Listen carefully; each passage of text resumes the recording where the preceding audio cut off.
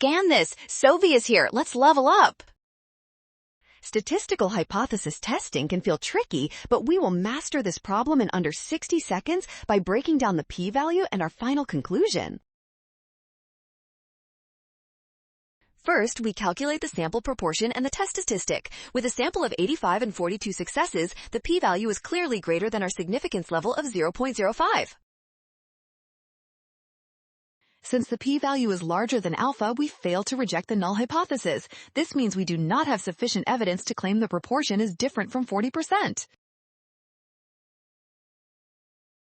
Finally, we match our decision to the options. We lack evidence for the alternative hypothesis, which confirms that there is not convincing evidence of a difference. Option C.